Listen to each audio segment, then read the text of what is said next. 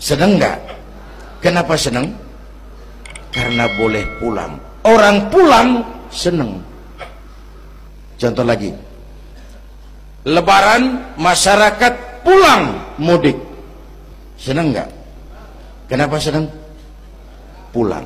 Orang pulang seneng. Sekarang selesai hidup di dunia, kita pulang kepada Allah, seneng nggak? Ragu-ragu, mau bilang seneng takut besok itu kira-kira itu. Mestinya seneng pulang. Apa yang bikin pulang yang satu itu kok berat? Kelihatannya dua. Pertama, kita ini sering mencintai sesuatu berlebihan, berakar di hati. Datang saat pulang tidak siap menghadapi perpisahan. Ada yang bergantung di sini, pulang jadi berat. Kalau cinta Allah sepenuhnya, cinta alam seperlunya, pulang enak. Yang kedua, bekal nggak cukup, sengsara di jalan, pulang jadi berat. Nggak punya bekal kok pulang, itu nekat. Belum sempet sholat modar, kok berani amat nggak punya bekal pulang. Kalau bekal cukup, pulang itu menyenangkan. Karena apa? Itu satu keharusan. Iya, kalau umat-umat terdahulu umurnya relatif panjang. Kalau kita ini mencontoh baginda Rasul, beliau wafat umur 63 itu standar. Kalau mencontoh Nabi, jatah kita 63. Kalau malam ini kita sudah 50 tahun, tinggal 13. Waspada. Kalau malam ini kita sudah 62 tahun 11 bulan, udah jangan pakai pantangan, apa aja makanlah Pak, sebulan lagi tuh. Sebulan lagi, syukur-syukur dapat bonus. Dan saya bilang mati itu tidak pakai abjad. Kalau pakai abjad besok nunggu, mati bang ngacak. Kadang-kadang kakeknya segar bugar, cucunya pakai. Kalau mati pakai abjad enak nunggunya. Tahun ini yang mati A, tahun depan B, tahun berikutnya C, lalu D, terus F, lalu G, lalu H. Saya Z. Repot saya, nggak ada yang ngurus, orang udah habis.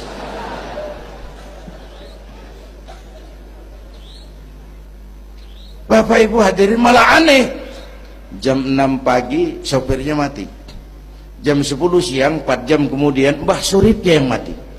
Sebelum mati dia pesan sama teman saya W.S. Rendra, Mas, saya kalau mati tolong dikubur di bengkel teater Depok. Monggo, dikubur sama Rendra. Belum seminggu Rendra yang ngikut mati. 1 bulan sebelum Rendra, lebih dahsyat lagi, Michael Jackson mati. The King of Pop, raja pop dunia, mati. Apalagi penyanyi keroncong, lebih mati lagi.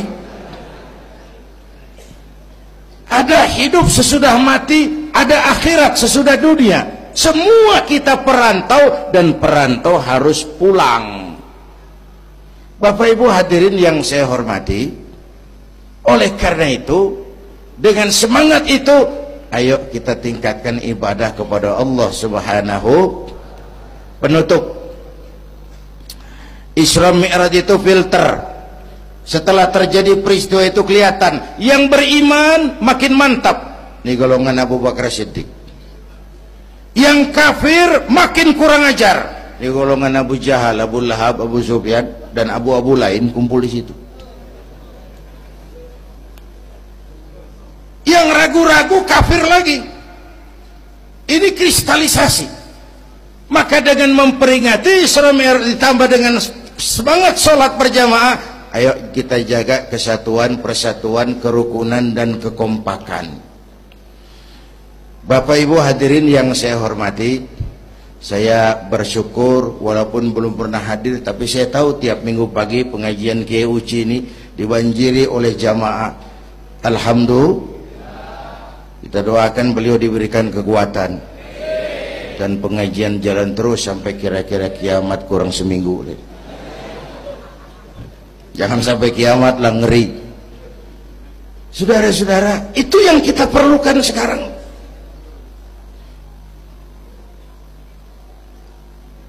Menjaga semangat kebersamaan seperti diajarkan di masjid ini. Coba baik tinggali akhlak masjid. Siapapun masuk masjid, copot sendal, buka sepatu. Kenapa? Tidak ada warga kelas 1 di sini. Semua sama di depan Allah. Ini masyarakat yang mau kita bangun. Lurah masuk masjid, buka sepatu, rah. Camat masuk masjid, buka sepatu, mat. Wali kota masuk masjid, buka sepatu. Ini Pak yang ngomong dia tuh. Sembarangan tak.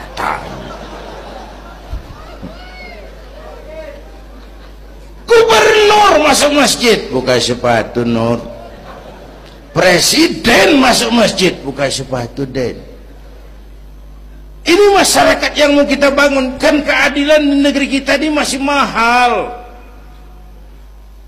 Hukum masih sering seperti pisau, tajam ke bawah, tumpul ke atas. Kalau yang kecil salah, hukum cepat-cepat ditegakkan. Yang besar salah, cicing wae, pura-pura tenyaho. Itu yang melukai rasa keadilan. Bapak Ibu hadirin yang saya hormati, itu yang melukai rasa keadilan. Kalau mau lapor kehilangan ayam, itu harus jual kambing. Ingin menang berperkara, jual sapi. Ngurusin ayam hilang kok jual kambing, jual sapi. Itu harga keadilan yang harus kita bayar. Karena itu ke depan belajar dari sejarah, kita bukan cuma perlu pemimpin pinter, tapi juga benar. Malahan lebih baik benar enggak tapi pintar ketimbang pintar tapi enggak benar. Capek dibohongi pemimpin yang cuma pintar tapi enggak benar. Disuruh ngurus beras malah nimbun beras, disuruh ngurus laut jadi bajak laut, disuruh ngurus hutan rame-rame jadi orang hutan. Gitu. Kita rindu munculnya sosok-sosok macam Umar bin Abdul Aziz. Punten nih, itu Umar bin Abdul Aziz waktu terpilih jadi khalifah, yang pertama diucapkan innalillahi wa inna ilaihi raji'un. Terpilih jadi presiden bukan alhamdulillah, innalillah. Pagi dilantik, malam pesta. Pesta apa? Dangdut? Enggak. Pesta air mata. Di mana? Di mihrab dalam masjid, sujud sambil berlinang air mata. Istrinya tanya, "Bang?" "Iya sayang." "Oh, udah dengerin aja, orang improvisasi." "Iya sayang, abang kan sekarang jadi khalifah." "Kenapa nangis, Bang?" "Itu Fatimah, itu sebabnya saya nangis karena saya dipilih aklamasi secara sebagai khalifah.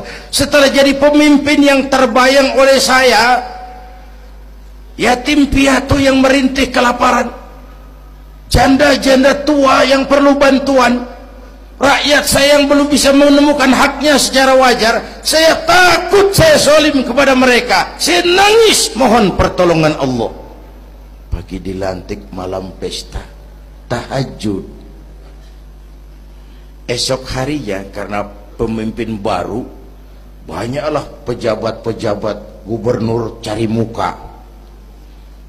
Namanya presiden baru, ada yang kirim emas, pakaian mahal, berlian, mutiara, dikumpulkan sama istrinya. Umar tanya, "Fatimah?" "Iya bang." "Banyak hadiah yang kau terima?" "Banyak bang, intan, berlian, mutiara, emas." "Kau senang?" "Saya senang bang." "Oke, kalau kau senang itu hadiah intan, berlian, mutiara, kumpulkan sebanyak-banyaknya dan besok kita cerai. Tapi kalau kau sayang saya, itu hadiah intan, berlian, mutiara, jual, uangnya masukkan baitul mal untuk ngurus rakyat kita." Apa jawab istrinya? Istrinya pun istri beriman, gak mentang-mentang istri pejabat lalu ikut-ikutan borong proyek suaminya. Kata Fatimah, abang, iya sayang, apalah artinya intan berlian tanpa engkau di sisiku, bang?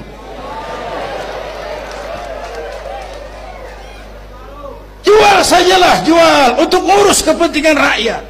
Yang nyata-nyata hadiah pribadi dijual ngurusi rakyat. Jangan yang sudah nyata-nyata milik rakyat masih disunatan.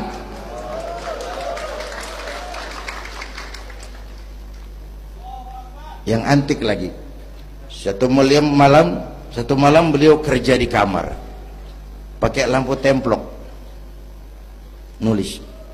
Datang seorang tamu, Assalamualaikum ya Amirul Mukminin. Waalaikumsalam. Silakan duduk. Ada apa? Enggak, cuman mau ngobrol.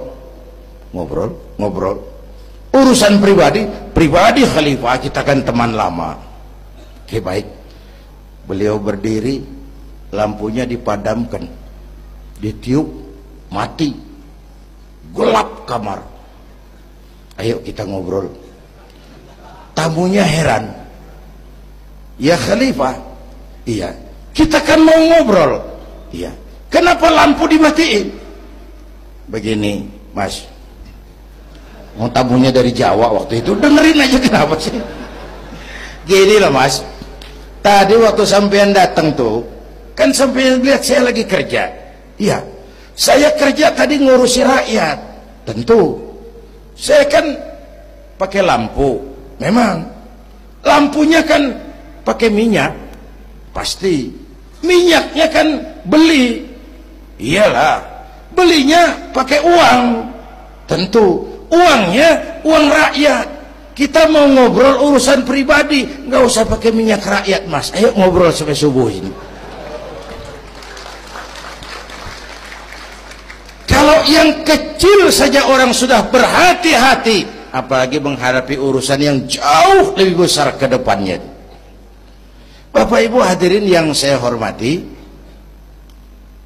oleh karena itu kita memerlukan semangat kebersamaan, walaupun tidak harus selalu bersama-sama. Ini adalah potret terakhir. Baginda Nabi di awal-awal perjuangan didampingi 5 figur utama. Pertama, Nabi punya Sayyidina Abu Bakar Siddiq. Ini sahabat merangkap mertua, orang tua bijaksana, tempat Nabi tukar pikiran. Kampung itu enak kalau ada yang dituain. Yang kedua, beliau punya Umar bin Khattab, Al-Futuhat Al-Islamiyah, imam tapi jenderal, jenderal tapi imam, gagah, berani untuk Islam. Selesai? Belum. Yang ketiga, Nabi punya Utsman bin Affan, pengusaha tapi santri, penyandang dana. Umat akan maju kalau banyak punya Utsman. Yang keempat, Nabi punya Ali bin Abi Thalib, tokoh muda tapi intelek. Yang kelima, beliau punya Khadijah binti Khuwailid. 5 figur utama bahu-membahu membantu perjuangan Nabi. Begitulah kita berjuang. Mesti punya segala hal. Mesti punya senjata yang namanya golok, gergaji, pisau, silet. Harus punya. Kapan makainya? Lihat lawannya. Yang kamu hadapi apa? Kumis pak, silet turun. Yang kamu hadapi apa? Akar kayu nangka pak, kampak maju. Ini kita sering emosi nggak para rugu. Yang dihadapin kumis, kampak yang maju. Urusan nggak selesai bibir bongkar pak. Anak-anak muda nggak cukup dibakar emosinya. Berani harus, nekat jangan. Berkorban siap, konyol nanti dulu. Mati syahid, ayo. Mati sangit, jangan. Berani sama nekat tipis loh bedanya. Berani harus, nekat jangan. Berkorban siap, konyol nanti dulu. Bapak Ibu hadirin yang saya hormati, dengan semangat kebersamaan saya yakin kita bisa berbuat lebih banyak. Inilah barangkali sekelumit ikut tasyakur saya. Mudah-mudahan ada manfaatnya buat kita semua. Lebih kurang mohon maaf. Usikum wa iyaya bitaqwallah. Aqulu qawli hadza. Wassalamu alaikum warahmatullahi wabarakatuh.